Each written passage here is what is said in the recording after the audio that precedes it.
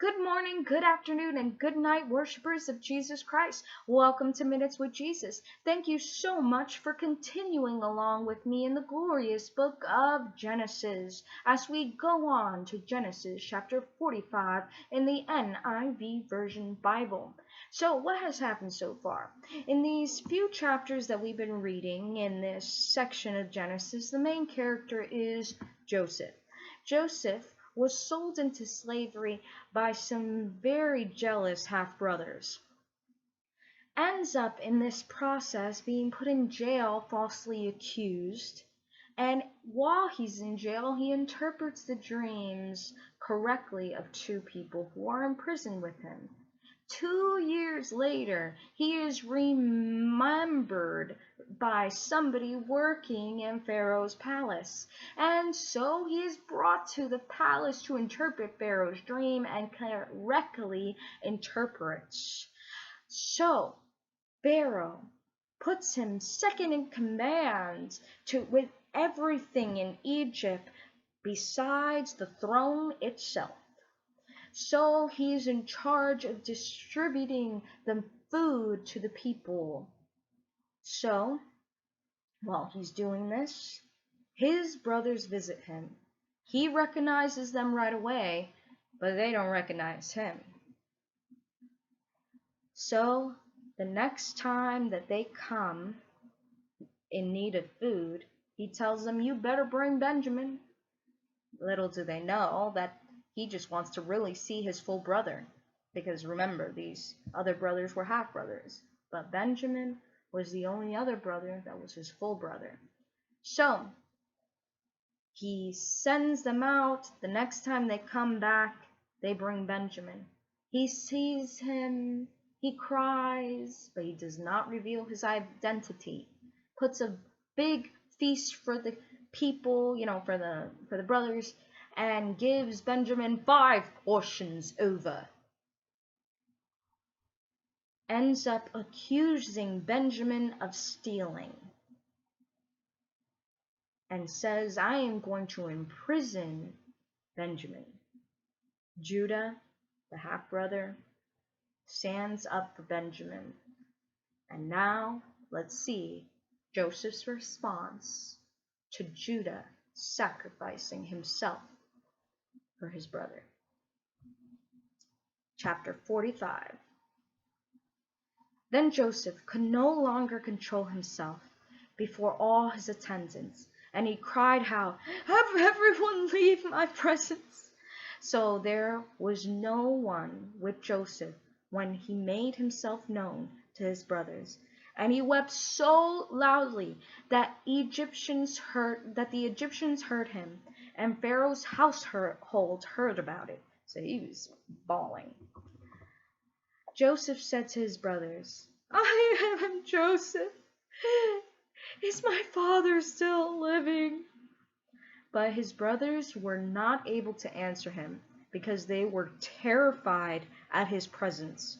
Then Joseph said to his brothers, "Come here." When they had done so, he said, "I am your brother Joseph, the one you sold into Egypt. And now do not be distressed, and do not be angry with yourselves for selling me here, because it was to save the lives that God sent me ahead of you. For 2 years now, there has been a famine in the land, and for the next 5 years, there will be no plowing and reaping," which was, plowing was to prepare for the harvest. Reaping is actually getting the harvest. So he's talking about the famine, that this famine is going to continue for the next 5 years, has already done so for 2. "But God sent me ahead of you to preserve for you a remnant." A remnant was a remaining sum, like the leftovers on earth, remnant on earth, and to save your lives by a great deliverance. So then, it was not you who sent me here but God. He made me father to Pharaoh, lord of his entire household, and ruler of all of Egypt. Now hurry back to my father and say to him, this is what your son Joseph says.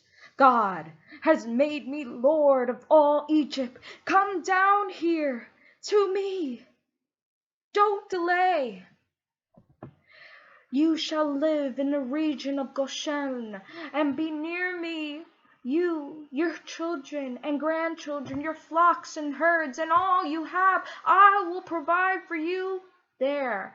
And because 5 years of famine are still to come, otherwise you and your household and all who belong to you will become desolate.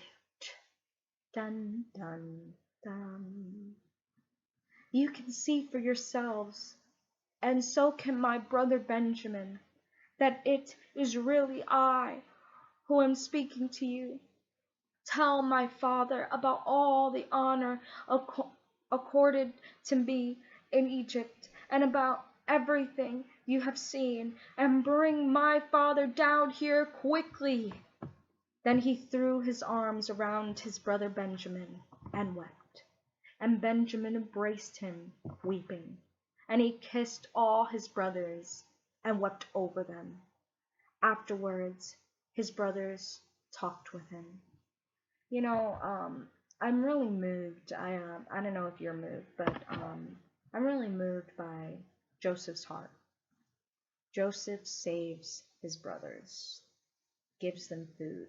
Yeah, he plays some trickery on them, does some yelling, keeps threatening jail to them, all this stuff. Kind of sibling stuff, But when it comes down to it, you can see that he can't hide his love from them, his love for them. This was a man who missed his family so deeply despite what they did for him. Seeing them did not erase the pain, the betrayal, the everything. It still happened. He still was in jail for years. He still was a slave for years. And yet, where he is now, where God took him, how the Lord glorified himself through those pains and trials, and the love he had for his brothers, those things didn't matter. It wasn't like the moment his brothers are told this news, they fall on their knees and start saying, "Oh, Joseph, please forgive us." Joseph says it first. I mean, would you forgive a sibling that did that to you? He went through so much pain. Yet he felt as if the pain of the separation of his brothers was far more great than the trials he endured. There was no bitterness left inside of him. It's a true testament of what God can do in a person's life and how a person can be able to forgive. I don't believe that Joseph would have made it to the palace if he was left with so much bitterness for his situation. He would have been noticed. He wouldn't have tried to interpret dreams. There would have just been this heaviness of bitterness, and his heart would have been so hardened to God's presence. So I'm going to stop in this chapter. And the question that I want you to ask yourselves is, what is the condition of your heart? Would you forgive?